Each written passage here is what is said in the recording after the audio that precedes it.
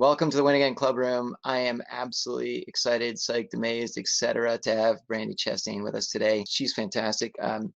She is really about as California of a woman as there is, born and raised in San Jose, California, I'm pretty sure, but went to college, undergrad, started out at UCal in Berkeley, but then after her freshman year decided that the beer wasn't good enough there, and so she wanted to transfer to Santa Clara, where they had much better and more beer. So she was pretty excited to go there. Obviously played soccer throughout her entire youth and into college and so forth, but even cooler and better and all that stuff. Had this incredibly iconic well, lots of goals that she scored, but she scored the biggie back in '99 at the FIFA World Cup to beat China in the final in a shootout. How much more exciting is that? But also won a couple of gold medals along the way. Just a lot of incredible accolades to pile on. But what I want to talk about in a few minutes, and when I invite Brandi in, is not just the soccer stuff, but also really talk about the transition from her sport to what she's doing now and everything in between. And also we'll talk about an exciting new product that we should all be using and buying, especially during this whole virus time. I think the moral of the story there is goal. Something like that. That was amazing. I guess I got to figure out how to get that volume going there. But that was the best introduction ever. The best introduction ever. I'm tied with 11,000 other people that have given you an introduction, but I'm happy to be there. Welcome to the club room. I mean, this is a pretty cool technology, don't you think? Oh, I actually think this is a great, at first I thought it was a poker room, which made me really happy. And then I was trying to check out who was sitting at what table because I wanted to take some money off some people. But it's really quite a nice setup because you can meet lots of different people in intimate table settings, and I like it. And you can move around, and I feel like it's great for interacting. So this is my second time on, so I like it a lot. Yeah, and you know what's interesting about it is that it's about as close as you can feel to being at a live event. I mean, you're not actually sitting at a place or seeing all these people at once. But you know what, with the Zoom thing, when you get all the screens going and you got cats jumping this way and kids running that way and all kinds of stuff going on, and someone chowing on their salad or whatever. Here it's a little bit more dynamic in the sense that you're seeing just the people you're sitting with, but then you go to another table and sit with them. So, well, listen, thanks for being here. I guess I wanted to get just a couple of little quick things out of the way. Obviously, completely unbeknownst to you, completely unprepared, completely everything. Obviously, the photo, one of the most iconic shots in the history of everything. I mean, I think there's the photo of, Iwo Jima. That's a pretty big one, right? With the Marines raising the flag. I think there was a couple other photos of Abraham Lincoln, and then we've got, and then you. So now you've been compared to the Marines and Abraham Lincoln. Congratulations. Oh, my dad would be very happy. He was a Marine himself, so yeah. There you go. All right. I did not know that, and I connected it anyway. So that's amazing. Well, look, so but with that said, I think pretty soon afterwards, the photo itself, we'll talk about the game itself in a minute in the games, but at one point when did you first find out that this image had been captured and was sort of because this is before the internet, before things were being shared out there, right? So it pops up a couple of places. Where did you first see it? I'm going to show you something. It just so happens that I have this right next to me. Really this is not, this framed picture was handed to me. I believe it was 2 days after the final when we left California after Disneyland, because that's what everybody does, right? And then we went to New York, and we had a small parade compared to the last parade that you saw for the Women's World Cup team that won in just last year. And Nike had a big event right outside in New York City, and they presented that to us. And I honestly had no idea, hadn't seen it, hadn't heard about it. And honestly, I think I was slightly in disbelief. Like, it was like, you can get your picture taken and you're superimposed in front of the Wheaties box. That's kind of how it felt. And then it came out, and next thing you know, it's like you're signing a million SI covers. So it was, I mean, the presentation was quite overwhelming and humbling because so many of my, I think, mentors and people I admired in sports had been Sports Illustrated. And I had never even imagined that as being a possibility for women's soccer specifically, but for myself, like, no way. So it was, I mean, obviously being able to look at it brings me back to that day. And what happens that I think is really spectacular, Mark, is how that picture has impacted so many other people, right? And I love to hear the stories. Where were you? Who were you with? Why were you watching? What did you feel? Like, all those stories are really important to me. And so I love hearing each and every one of them. Well, and it's interesting. I don't know if you guys connected after our event last week, but Emily Jensen, who's the Mhm.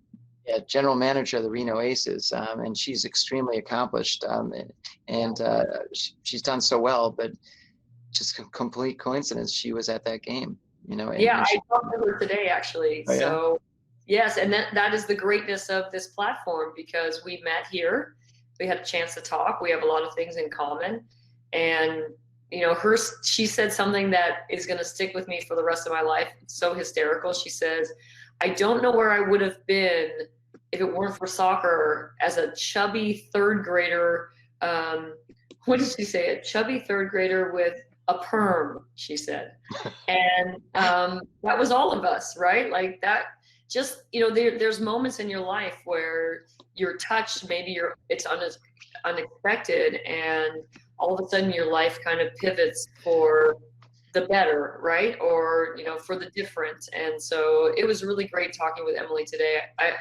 I'm hoping that she and I will stay connected now forever because she is quite spectacular in her business world, and I think she has a lot of ambition to do great things.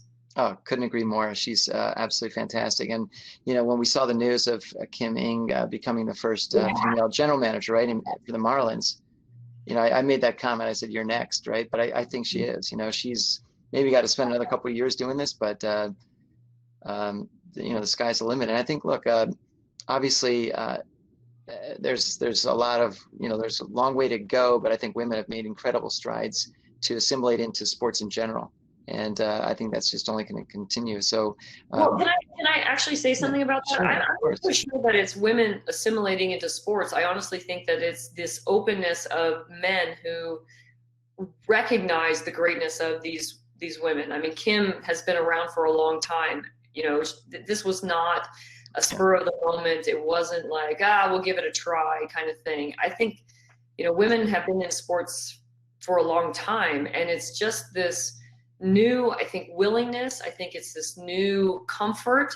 I think it's this new, this is where we are, that sport is not gender specific. Sport is open for everyone. And so, I think just like 1999, that team was in the right place at the right time, and then fulfilled its destiny by being ready to do so. So I think for all those women that are in the audience and on the tables tonight, you're in the right place at the right time, and sport is for you, and whether that's on the field or off. Well stated. I think that the other day I was watching an NFL game, and I guess I haven't been watching lots of football recently, partially because the New York teams are absolutely disastrous, and it's really depressing. And I won't get into that whole depression thing about the New York Giants, but I noticed a female umpire, referee Yeah. running up and down the sidelines, and I was like, wow, that's so cool. I mean, it was really I wouldn't have necessarily paid attention other than I saw long blonde hair coming out, and I was fairly confident it wasn't a surfer dude. So it wasn't. So that was really cool. Before we go much further, in the Q&A box, what I want to say is what we're going to do tonight, which is kind of a interesting departure, is we're going to actually bring you the person asking the question, and we're going to let you ask it live to Brandi. Oh, that's awesome. Yeah, I know. Versus me, saying it or whatever it is. So as you start, as you think about asking questions, in the question, when you write it out, then put like a little okay or something in there if you're okay with us bringing you in. Some people don't want to be seen or heard or whatever it is, but some do. So if you ask a question, then put okay next to it, and we'll make sure to bop you in. So that's that. Anyway, so as you continued to play though, because this happened, 99 was I don't want to say early in your career, but it was kind of towards middle-ish or whatever it was. Did it make you seem like you had to, I mean, were there certain times where you felt like you had to live up to certain things, or not necessarily? I mean, was there some pressure with that, or did you not necessarily feel that? Well, I'm going to go back to your initial comment when you were introducing me, and you said I went from Berkeley to Santa Clara. That was not by design. I really want to start this conversation out as honest as I can be, which is to say that my transition to the next level in soccer was phenomenal, and I really excelled, and I was the freshman player of the year. But academically, I really suffered, and I honestly was just not mature enough and grown up enough to handle the situation. And so I struggled academically. And so it wasn't that I just decided to leave. There was definite conditions that I wasn't meeting. And I happened to actually, in the spring of that freshman year, tear my ACL. So there was a lot of things going on. And I think it's important for everybody to know that, we want to talk about 1999, which looks all really fuzzy and beautiful and fantastic, but the road to that point was really not super easy and smooth and in this upward ascension. So to answer the question, I think there was just a lot of things in my history that led me to that 99 point. And prior to 99, because 96 had happened, and 96 was like the Olympic Games of the woman. Like every single female athlete in group settings and gymnastics as a team and then as individuals were gold medalists. It was incredible. Basketball, softball, track and field, soccer. It was just phenomenal. And so the eyes of the world, obviously are usually on the Olympics, but in a way that they never had been before. So I think that prelude to then 99 and the chatter that was around it, which was mostly about the future of women's soccer and maybe women's sports in general, was really hanging in the balance. And luckily for us, we worked with a wonderful sports psychologist by the name of Dr. Colleen Hacker, and she was with us for many years. And she helped us recognize that the strength of our team was not just in the physical components that we worked on the field, but really in the mental capacity of handling moments and being able to filter out what you didn't need and being able to keep what you did need, and understanding that the power of this team that we had was right here. We didn't have to go outside of that. And so I think that really helped us deal with, one, the expectation, external expectation, and the internal expectation, because there was really nobody's expectation that was higher than ours, was to win. And for those athletes that were on the 99 team, that were on the 95 team, which I was not, I was cut from the team. There was a lot to live up to, right? There was a lot to push for. There was a lot of, for some, they felt it was like, some of us, like myself, it was showing that I deserved to be there. And for others, it was more so just about, this is the ability. We know we have the tools, and we're going to make that push for that. So I think there was a lot of wonderful things happening at the same time that really have guided my life post 99, that I think when I scored an own goal in the quarterfinal of the World Cup to go down 1-0 to Germany, which was probably the antithesis of everything you hope happens in your sport career, but turned into probably the best personal moment that could have ever existed. on the field, and it just everything just started to fall into place in a way that was intentional, right? It was intentional, not by happenstance, but intentional. You know, it's funny, like in the I'll say that when I've done a mistake, like for example, you know, dropping something or whatever, there's usually an audience of 2 or 3 people, and it's a whoopsie moment. That must have been a little tougher because there were a few other people, just a couple other people seeing that. And but look, I mean, obviously you're right. It was a great moment and a fantastic learning moment, because if it's all sort of peaches all the way through, it's you need to mix in a little adversity to make the upswings that much better. Jason, jump in here and ask his question. City of Orlando is looking to host World Cup in 2026. So Yeah. that's a narrative right now. Well, keep me in mind when you're doing that, because I would like to be a part of it. I can definitely connect you with Jason Siegel, who oversees that process right now. We're working with FIFA to do the final bids for sure. We can connect with that. What are those moments and what are those thought process that you feel like haven't been assigned, haven't been covered, haven't been thought about? That's not just the actions on the field and not just the private life, but what are some of those moments that you think that we can, as a male society, advocate better or use our platforms better and not just be the mainline stream of, oh, I support female athletics? What are some of those things? You know, asking for input from your female colleagues. It's putting them in front of decision makers. It's allowing them to share their skills. So it's standing beside them, not in front, not behind, it's beside. I honestly believe that, you know, for all of us to be better, we have to stand beside one another.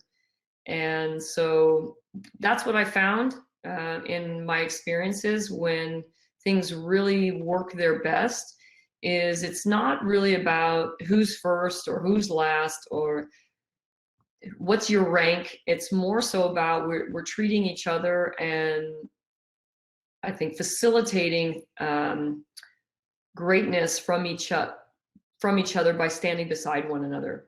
And so that to me, I think, goes miles. You know, because I've never really been, Jason, a title person. You know, I don't need somebody to give me a title of head coach to know that I'm competent enough to fulfill a responsibility of teaching something, or, you know, being able to do administrative work. You know, I don't see that as fulfilling the role. It's the person, right? It's the person inside that does the role. So I think opportunity is always something that's going to matter. If you have opportunity to stand beside somebody and allow them to share their idea, or to maybe even sometimes speak up to say, this is where this came from, and to put that person next to you, I think that goes a long way. The only follow-up I want to have with that is, when you are standing beside them and there are those opportunities to step up and push out, in our society, sometimes people feel like you're doing the sympathetic thing for standing out. What is a good way to combat that and make sure it's not that you're just doing it as a social norm?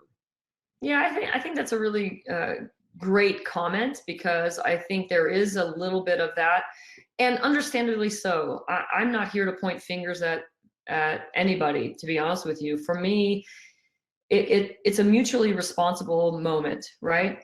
I have to be prepared and ready, and you have to be willing to stand next to somebody, and that person, the receiver, the group that's the receiver, has to be willing to see it for what it is. And I think perhaps it's you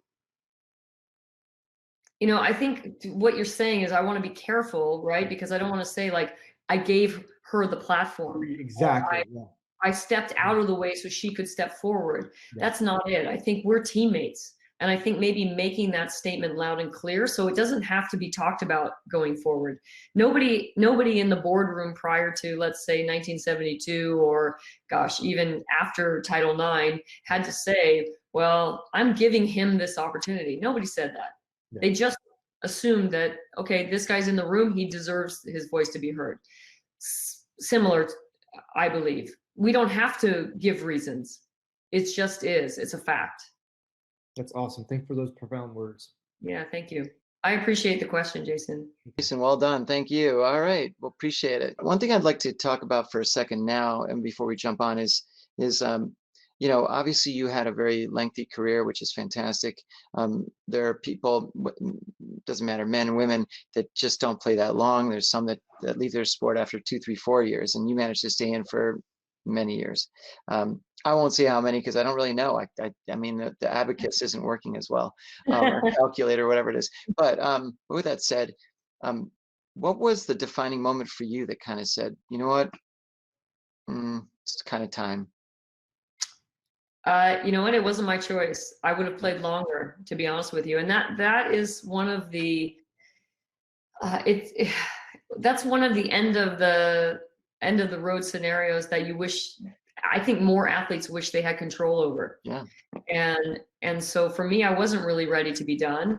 I had stated that I wanted to continue playing. We had a change of leadership, and that person didn't feel that I belonged there anymore. And I fought for myself. I said, in my opinion, I believe I deserve at least an opportunity to show you whether I belong or not.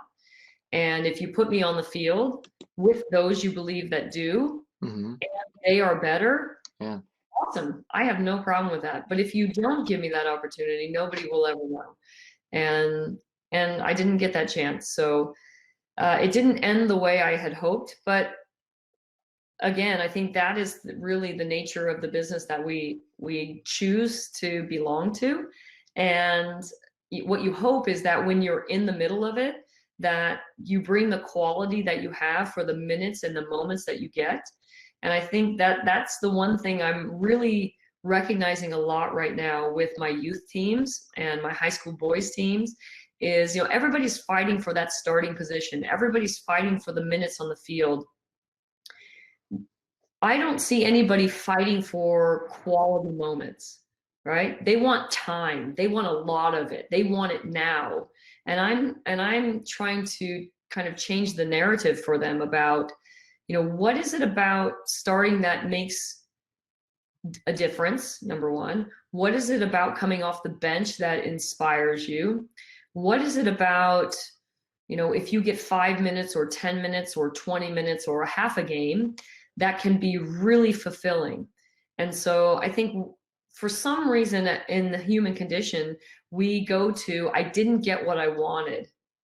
Well, you had an opportunity, but you were so worried about not getting what you wanted that you failed to embrace the moments that you had.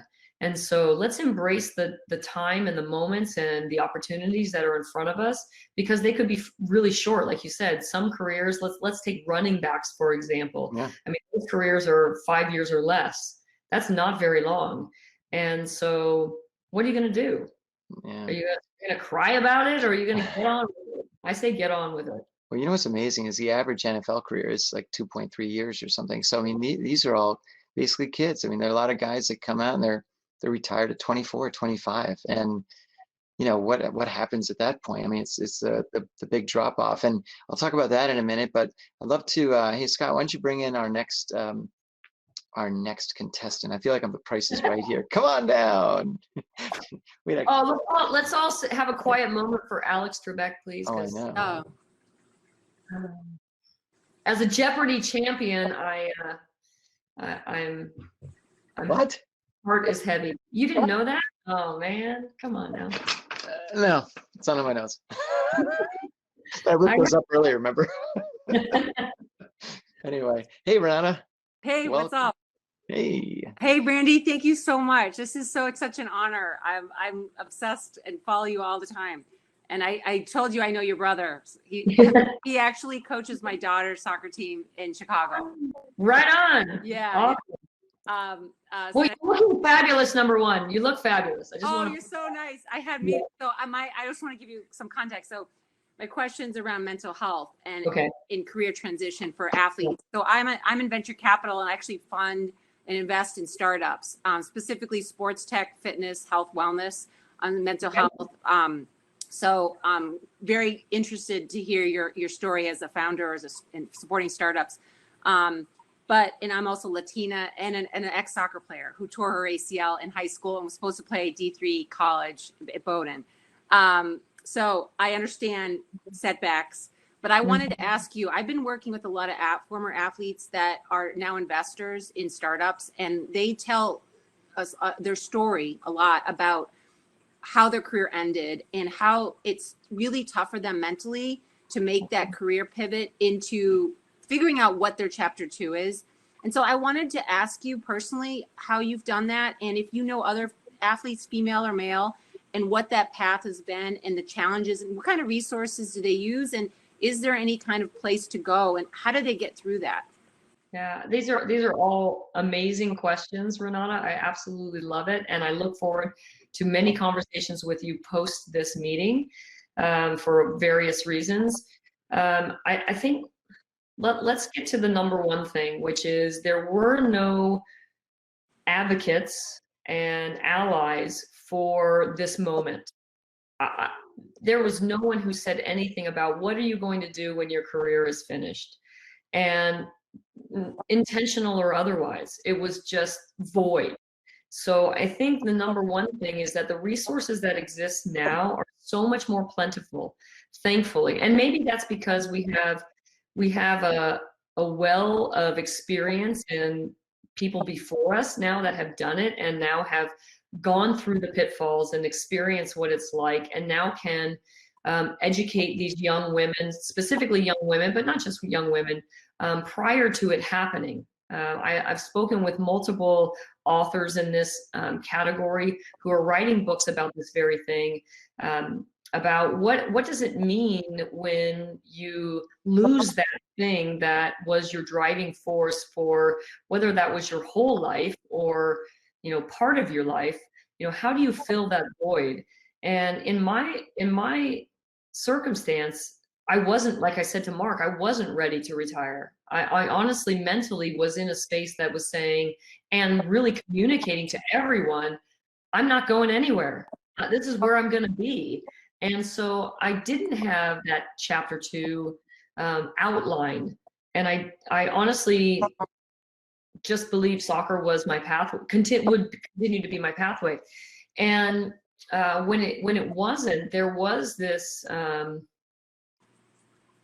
I don't know if clinically I would have been diagnosed with depression or anxiety or whatever the potentials were, but there was definitely this missing piece that I had to deal with. But I'm going to say that I feel like that time was really integral for me, because I had to examine who I was, what I was, and where I wanted to go.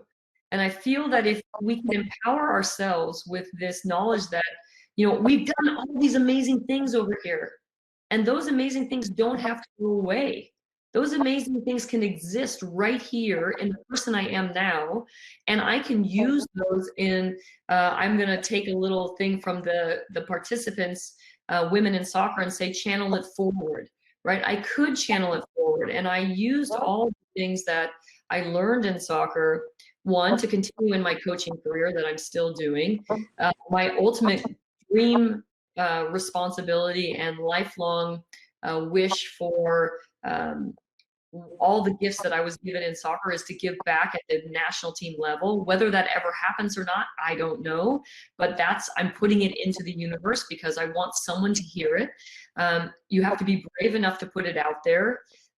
Second, I think, is to be willing to remember the experiences you've had in sport and the time when it didn't go well, but you figured it out, that you had this, whether it was a rebound or a pivot or a complete reorganization of what it is you were. I had so many moments like that. I had 2 ACL reconstructions. I was a forward. I was cut from the team. I was a world champion. Then I came back. And then I played a completely different position. And so I think we all have to be open to the opportunity of really, who are we? And getting away from this idea that we could only do one thing. and that we only have strength in that direction. And so because I think I will admit, Renata, I did have tremendous people around me. I think that is a really important aspect of this conversation, because if you don't find people who are great and put them around you, and they will guide you in a way that is not overt most of the time, but will lead you to see the things inside of you that really could be great. And so I had great parents, I had great former coaches, I had great friends, and they never let me down. They told me the truth. They gave me the hard lessons. They said, you are such a slacker, in the times when I was slacking.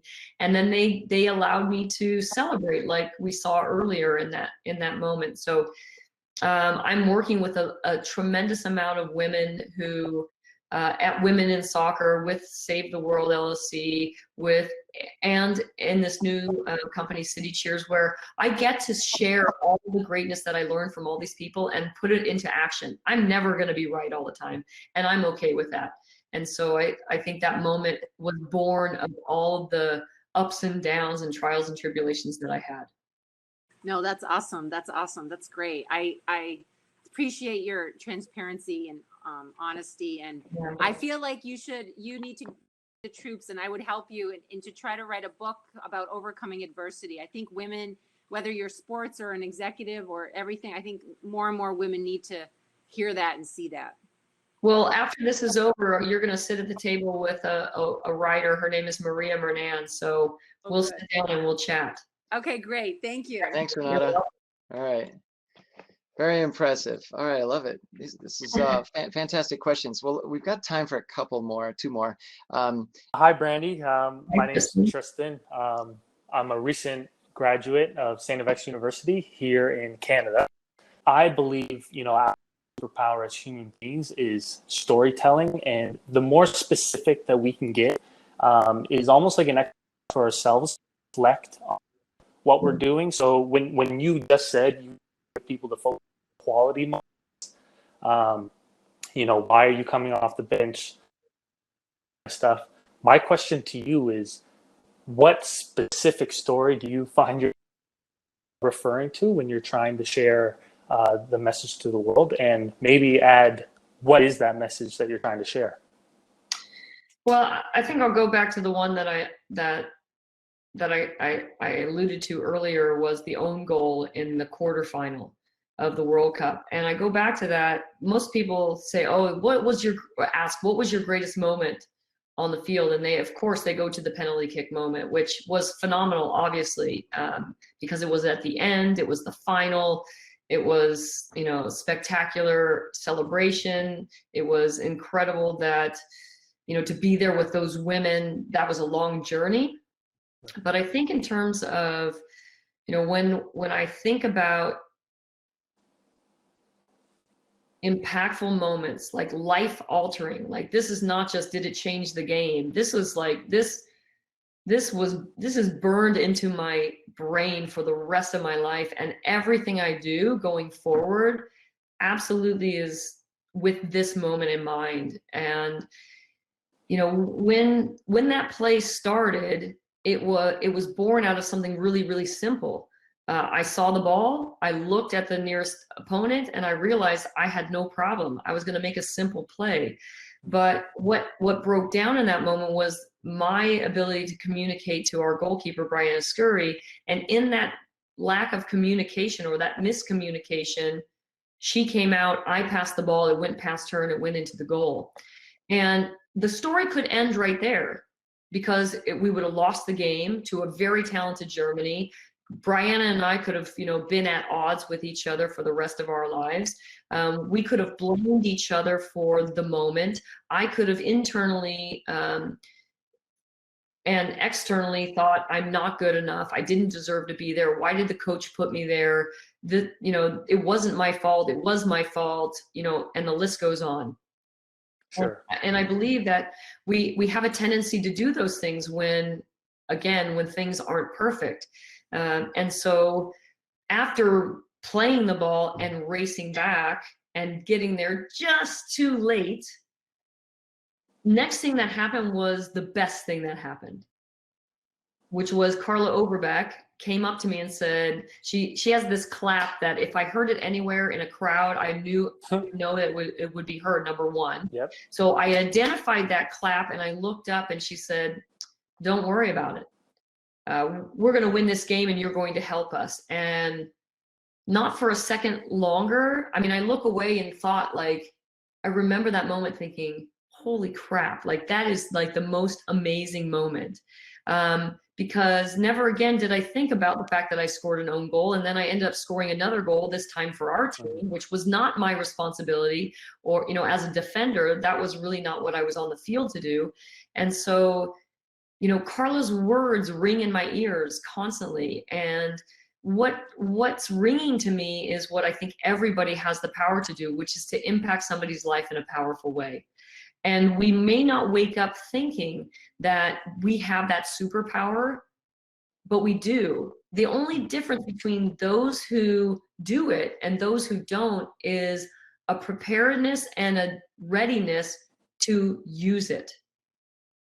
Right? And so what I try to instill in my players or in people that I have a chance to speak with is greatness is around the corner. It's there for everybody. Only those who are willing to step up to it are going to take advantage of it. And so that's what Carla did for me. I'm sure she didn't wake up that morning and go, God, I'm going to change someone's life. No, she didn't. You know, she was there in the moment that it was necessary, and she did exactly what I would hope all of us would do. And she absolutely changed the trajectory of my life. Yeah, no doubt. And I think by her doing that, like, that just shows the kind of leader she is. But she basically, what she helped you do was to think about the next play. Yeah. Ball player, I was a shooter, and that's a common theme is if you just missed a shot, forget about it, the next one's in. So next play, Right. you know, and without trying to drag on your Mark, you know, when I was the whole reason I get into storytelling is because when I was 13, I'd lost my mom. So that kind of, I used that to propel me forward. And I think, you know, these quality moments, as you say, in sport can teach us that, you know, it's all about perspective at the end of the day. You could have curled up in a ball and stopped playing. You continued and were a meaningful part to that team. So, yeah, thanks. Tristan, You're that welcome. was awesome. I'm going to say, Tristan, that I also lost my mom, not as young as you, and she was a great ally and friend and mentor for me. And I think because I had the experiences in sport, when this moment happened to me and I was with my team, I knew that they were there to take care of me. And 100%. And that was so powerful and necessary. So that's the beautiful part of sport is we get to pour our emotions into it and our passion. And oftentimes it's that pain that makes us great. So thank you. Well stated. All right, Tristan, thanks. So great conversations. These are really fantastic questions, aren't they? They're digging deep. It's not, this isn't ESPN. What the hell?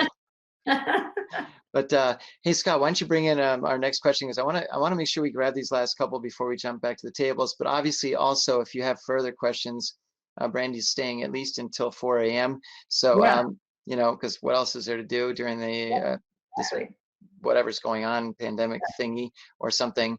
So here's Allison. Hi, Allison. Hey, Brandi, how are you? Good, thank you. So speaking of scurry, I wrote her a note 7th grade. Yes, my love for her because I'm a goalkeeper, right? I was the only student in all of my middle school that got a reply from their famous person that they. Oh, nice! I still have my signed scurry photo. So my soccer career has been super interesting. I played for Rory Dames of the Chicago Red Stars when I was 13. And I wanted to quit soccer several times. And over again, it's been the team component that has brought me back into it. So I walked on at Miami of Ohio, and I failed our fitness test 16 times and was almost got cut from the team essentially. But then kind of had a rebound. In my sophomore year, I became the starting goalkeeper. We were then named the worst team in school history. After that season, Who? No. By who? That's a good question. By the stats. To be fair, I was super embarrassed to wear the Miami soccer logo around campus. That's the kind of reputation we had, right? So myself and 4 others led a culture shift, culture change, and so we developed a vision, a mission, and basically 25% of our returning players dropped off who didn't, buy into the vision and the mission, and so we were heading into my junior year with a very aligned, bought-in group of individuals. And after that season, we were named the best team in school history. We upset Tennessee in the second round, or in the first round. Got knocked out by Duke. So anyways, I'm still struggling in the real world with this whole team component. And I feel like at a very young age, I have learned so much about leadership and so much about teams. And so I'm working for people that are like, several generations above me. And it's like, I feel like I just have so much wisdom and so much, that team component. I recently have gotten back into coaching, so I'm a volunteer assistant with the University of Rochester women's soccer team, and that's kind of helping me bring that component back a little bit. But I was just wondering if you have any suggestions for surviving in the real world through transition after you're done, after having these amazing experiences with people. Well, here's one thing I know, Allison. The things that you've learned in sports will absolutely be there for you the rest of your life. So you are a fortunate person.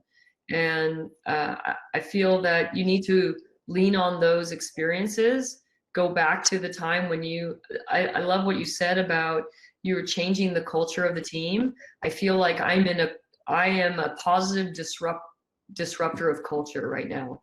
Right? I feel like most women are positive disruptors of culture right now because we are putting ourselves into areas that weren't traditionally, air quotes, traditionally for women.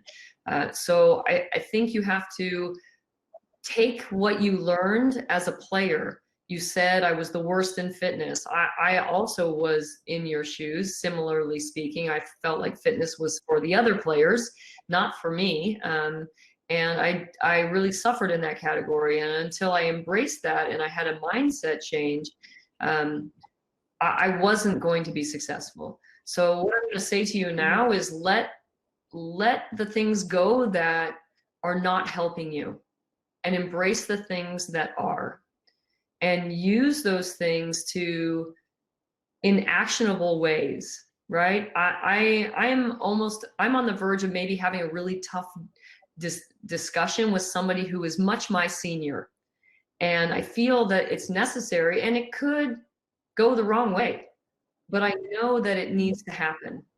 And so I'm going to rely on the skills that I've learned, and I'm going to rely on not just the toughness and the grittiness, but how did I feel when I want to bring compassion to the situation too, right? I want to how will this person take this message, and not to tiptoe around it, but into saying this is a person too, right? So I want you to use all these lessons that you've done. You've already been a leader. You've changed the culture. You've given a mission to a program that was really, it seemed leaderless, and gave it leadership. And so those skills don't disappear. Those will be yours forever. And so I would say, I don't necessarily think that having this failure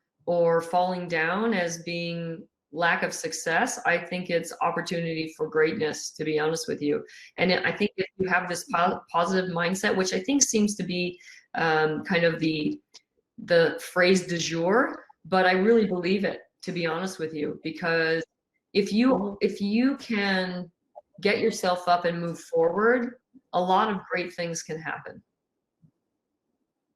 Yeah. And know that there's a lot of people that are on your side. They're on your team, that are here if you need it. Women in Soccer, our new collective group that you're going to join and put up a business, you know, make your own player card. And you're going to find people who are going to advocate for you and who will, you know, challenge you with honesty. And that's all we can hope for. And so just bring your best self every time. And sometimes it's going to be well exceeding the expectation. And sometimes you're going to say, I could have done that differently, but that's all right. You know, yeah. Allison, I'm gonna throw something in there real quick, Go ahead, because I work with a lot of athletes who are going through exactly what you're going through. And it's something where, you know, a lot of times you've spent your life in, you know, playing a sport, and then you're used to that camaraderie, you're used to the daily routine, you're used to being physically fit and mentally fit, you're fired up to play, and suddenly it stops. And suddenly it's almost like the analogy I like to use all the time is that when you leave your sport, it's almost as if you're on a life raft and you're in the middle of the ocean, and you're handed in, you know, you've got a paddle, and it's a big paddle. You can paddle strong, you're a strong person, but then you're not really sure what direction to paddle. And you know there's an island somewhere out there, but you're not sure where it is and what it is. And one of the things I like to do is say, look, the best way to find your island is really to look back on all the skills and sort of capabilities you picked up as an athlete that a lot of times you don't realize you have, that non-athletes don't have. I mean, there's so many things that you bring to the table. You know, just the fact that you played a sport in front of people, you know, you're actually comfortable, or you're okay being on a stage. 95% of people out there are scared to death of being on a stage. So you could be getting into a career in public relations, media relations. You could be involved in sales and business development if you ever wanted to. There's a lot of careers and sort of directions you can go that you bring that athletic skill set and the mindset to, that you're going to be so excited and fulfilled to do. And then if you combine it with something you love doing, whether it's still tied in with a career in the soccer industry or space, and you're off and running. So I can talk all day about this. Yeah, and I think to go along with what Mark's saying is that, you know, there's a lot of courage that's necessary in moments like this. And the fact that you asking the question to me tells me that you're already on your way. And that I think maybe sometimes we just need to hear it from other people. And so I would say, you know, I'm an older person, so if you know the band Journey, Don't Stop Believing, baby. That's great. Well, hey, Allison, thanks. That's such a great question and such an important topic. And then look, we can obviously chat a lot more about this at the tables, but we just have time for one more question. But thanks again, Allison. Really appreciate it. Yeah, no, thank you. Thank you guys. All right. Appreciate it. We'll do one more question, but before Scott, I guess we can have her come in and here's Ainsley. All right, never mind. We'll talk about this in a second. Ainsley, hey guys, hey ladies. Jump the gun. I'm hitting the allow video. That's all right. That's okay. That's great. Go for it. Yeah. Well, thank you so much so far for all the great questions, answers. Obviously, cheers to everyone who has asked these amazing questions so far.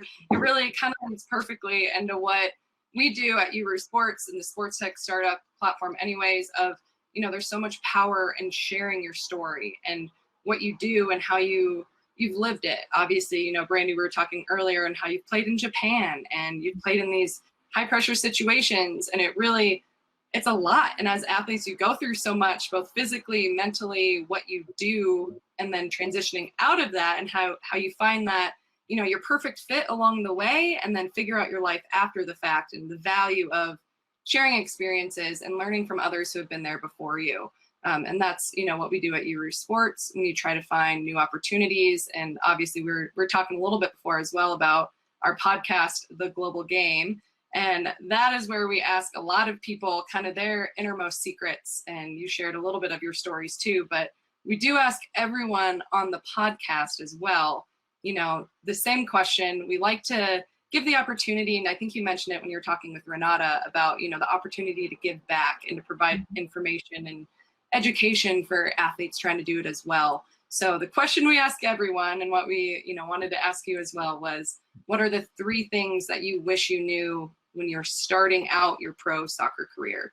And feel free to make it, when you're starting out college, when you're starting out just in general, but what are the things that you wish you knew before you began?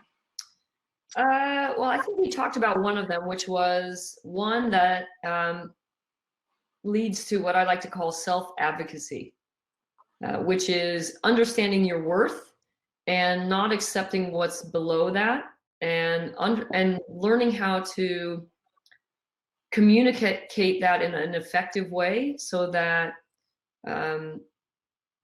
what you're putting out is really reciprocated in what's coming back. And I think for a long time, as we talked earlier, very briefly, was, they offered something, I said, yes, okay, I'm gonna go. And because for me, the idea of being a professional soccer player in name was so exciting and just phenomenal, that I wanted to do it. And I loved travel, and I loved, having done that with the national team. And the idea of going off on an adventure was so exciting that I would have taken 5 pennies, who knows? I would have played for free. But I think number one would be that I have to be a better self-advocate. And I think I learned that along my journey. I've had a lot of wonderful women around me who have either lived that way, my mother being the first and foremost person, as a woman who worked in a temporary service employment agency, but as a vice president, and wore a suit to work when I never saw women wearing suits and going into the boardrooms of big companies like IBM or Hewlett Packard. And so she really showed me that I belonged everywhere. So I think self-advocacy, and then I think this idea that you belong, right? You belong in different places. And because of that, I think I would have just maybe highlighted that more. I always kind of put myself into places I shouldn't have been, but that I would have then maybe spoke up a little bit more. And then third,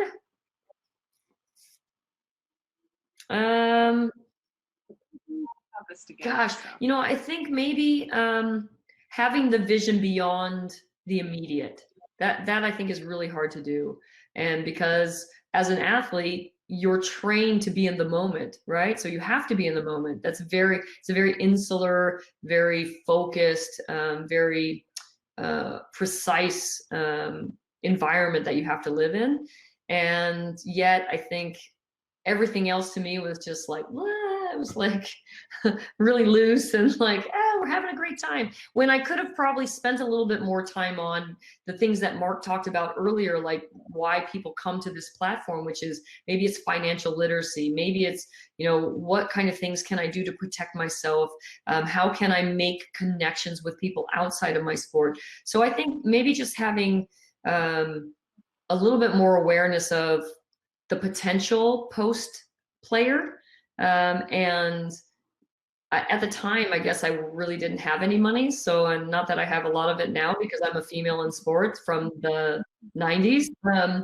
So, I'm a working woman. And so I think, how to make smart decisions with your finances, and just even being competent in that arena, I think is critical, so critical. So I think I have 2 sons. One is a teenager, and I'm going to force him to learn financial literacy because it's something that I didn't get as a young person. And luckily, the example I had was save your money. Save it. Not invest it, but just save it. So now I have some, but I don't know what the hell to do with it. So now I'm going to learn with him what to do with it. And how can I make that work for me in a positive way? So I think those 3 things are critical. Would have been like really life-changing. But now is, hey, no better time than the present, I say. I know. And that's honestly basically touching on all 3 of your points. I mean, we have athletes reach out to us in different sports, field hockey, basketball, the ones that we've really targeted. And they're like, hey, I just want to go play. I want to go play overseas. I want to do it. And then you're like, there's a little more to it than that. How much do you want to make? Do you want to be in a city or rural. There's all these factors that people don't consider. So you're of be in the moment, figure it out, learn the finances behind it, really find and push to find that best fit. I mean, it's so relevant even now with the world shut down. It still is. I think another thing I would say, and this probably didn't really apply to me, but I would love for people to evaluate it in themselves. And Mark kind of mentioned it before, like, the greatest fear of most people is public speaking. And I would say that having the competency to stand up before people and either make a statement or give a presentation is something that will translate everywhere you go. And so I would say that that's probably one of the greatest gifts that I was given from, I don't know if it was just by example and people living it in their real life. And I was like, oh yeah, I didn't even think twice about it, but I think it's a real stumbling block for a lot of people. And the ability to communicate effectively is truly a gift. So I would say that's an area that we should all practice. Thanks for the great questions, though. And I'm gonna have to steal that one for the podcast when I like it, the three things. Because you're right, it's tough to come up with a third one. Dang you. But all right, well, listen, I'm gonna thanks again, ladies, for the awesome questions. And we'll see you back at the table in a sec. So Brandi, let's tie a couple things real quick together here. This was obviously we covered so much ground, but just super fast. One thing we didn't talk about, and I'd love to hear more of, is we talked about it earlier though, is number one, your involvement with CityCheers, and number two, with the Save the World LLC. So if you could first, we'll start with CityCheers. Tell me a little bit more about what you're doing with them. Well, CityCheers came to me. Again, this is one of those opportunistic moments where I didn't see it coming, but you have to be able to be agile enough to say yes. This is a completely new space to me. It's a tech company, born here in the Silicon Valley. And we exist in it's an app that is on your phone. And CityCheers is an umbrella of multiple functions that happen on our app, which one of them, which is quite spectacular and unlike any other solution out there, is a contactless pay, and that's called Express Check. So CityCheers has a platform for locations. So if you are a restaurant or bar owner, you can have this on your point of sale, and we can work directly with you. The great thing about that is we can create a network because we don't work with one point of sale. We work agnostically across multi-platforms of point of sales in large chains or in individual mom and pop places. And we can gather a community of people who love you and send out messages directly to them. For the user, it's a convenience factor. It's about hospitality. It's about your time being worth something. And in that what's now become this transactional moment, which is the end of the night experience when you're looking for the server and you're waiting for your bill when you could be out the door already and on to your next thing. Right. So CityCheers is a wonderful technology that I believe will be the wave of the future. And anybody who is in my age bracket and older who doesn't use technology as their like a third appendage, we better get on board, because that's the way it's going. You know, the idea of never having to take out your wallet and take out a credit card and expose that number to whomever is really going away. And this technology was not born out of COVID. It was in the making for 4+ years. It just so happened that COVID came around. And the more we think about it, we call ourselves the safest, fastest, most secure way to pay. And so it really checks a lot of boxes for people. And again, like I said, we're not going backwards to, as I used to love to do, because this is what my mother taught me, pay with cash, because now you know you have it. You know, we use credit cards and debit cards, and we've moved those things onto our phone, and we use our phone as really the access to everything that we have. So CityCheers is going to be, I believe, the next great opportunity for users and owners, operators, in the way we engage with one another, the way we find the things we like, the way we pay for the things that we we love, and in an efficient and hospitable way. I'm all about people. For me, this is technology, but it's really about the people, the users, the location, and I'm very excited about what's coming forward.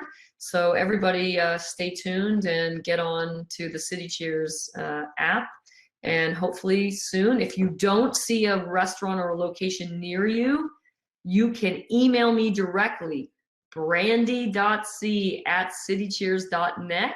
If you own a place or you love a place, send it to me. I will work diligently to make sure that they're on our network. Sweet, you got the plug in. Yeah. I love it. Excellent. So this next beauty, right, Yes. this Save the World, which I'm spraying on my hands right now, is this is something that I got involved with totally, again, unexpectedly, but I love the concept of, you know, I'm constantly want to be better, right? I want to be a gentler soul in the world. I want to make less big footprints and help situations better. And so this came to me from a friend by the name of Marcy Weiss, and she said, you got to take a look at this. This is something that everybody needs. And of course, you know, again, we all go back to COVID, and everybody's trying to make a difference. And how can we mitigate spreading things around and sharing things we don't need to share? And if I can use one less chemical or 100 less chemicals, I would love that. So I would say SaveTheWorldLLC.com. Check it out. Don't be afraid of the price. Imagine the long play. This is a long marathon. This is a get rid of all the things that you buy on a regular basis and see this as something that is going to really be a good earth-friendly, home-friendly. I use it on my soccer balls. I use it on the hands of my soccer players. I bring it to the gym. I took it on the airplane last week when I went with my team. I sprayed down my seat. I sprayed it in the hotel. It honestly, I think, is a game changer. And I'm into finding game changers, so I'm really excited. Nice. I love it. Well, look, what I did was, and you'll notice if you go back, when you go back to the tables, what you're going to do in like 2 seconds, you'll see there's a couple of logos on the left side there. And I've entered in there. If you click on those logos, it opens up a thing that will take you directly to the website. So right on. you can read more, see more, buy more, etc. Right more. So, all right, Thank with you. all that said, Brandi, this has been amazing. This has been the fastest hour, 10 minutes and 12 seconds in history, whatever. It's been great. So thanks for hanging out with me and with us in the club room, and fantastic questions. The audience was great. Thank you so much. We're going to bounce back to the tables and be able to chat a little bit more before we split. Right on. But thank you so much, and look forward to having you again soon here in the club room. I need to have some catchy end thing right there. I'll have to work on it. We'll work on it together. You're the best. Thanks again. We'll see everybody soon. Thank you, Mark. All right. Everybody.